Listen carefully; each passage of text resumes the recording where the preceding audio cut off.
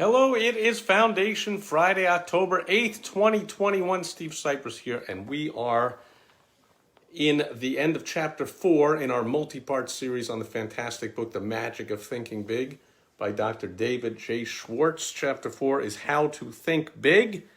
And here, after the entire chapter, which hopefully you've been here with us, or even better, or both, you've gotten your own copy of this classic so you can go over it all the time, over and over, as I have done, and grow and learn from it every single time.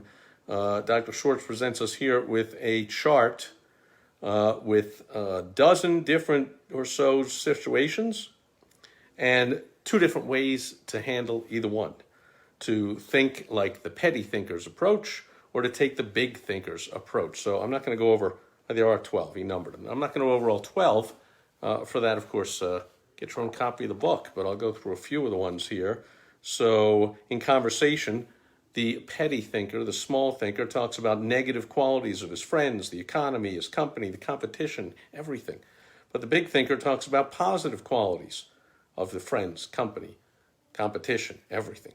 The petty thinker views the future as limited. Big thinker sees the future as very promising. The petty thinker competes with the average. Oh, we were just talking about this today when hiring, and someone asked, what does the average salesperson make? And what's the typical commission? I don't tell them right then and there, maybe I should, but they're no longer being considered. I'm looking at the person, the big thinker, who asks, what's the biggest commission your top salesperson has ever made? That's the big thinker, competes with the best. The petty thinker obviously sets low goals. The big thinker sets high goals. The small thinker is preoccupied with security problems. But the big thinker regards security, it's a natural companion of success. Obviously, when you have success, you got to have some security. You have a nice big home that you value the contents of, you have put out an alarm system. When I lived in a crappy apartment, sleeping on the floor with 8 guys in a 3-bedroom apartment, obviously you didn't give a crap about an alarm system, right? So security is just natural outpouring from success. Same thing in everything, right? When you have a crappy beat-up car, you don't even care if you lock the doors. Obviously, you get something nice, you care about it more, you got to have some security.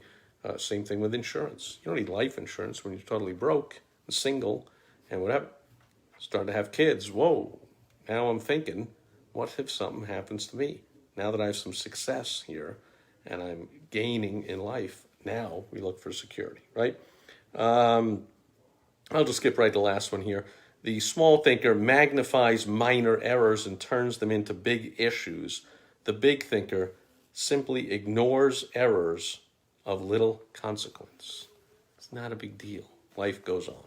And life goes on for us here. I'll be back tomorrow on Social Media Saturday. That's it for Foundation Friday, and another fantastic, life-changing book, The Magic of Thinking Big by Dr. David J. Schwartz.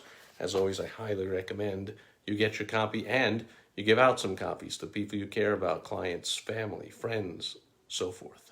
Catch you back here tomorrow on Social Media Saturday. Thanks for being here today. Over and out. Bye-bye.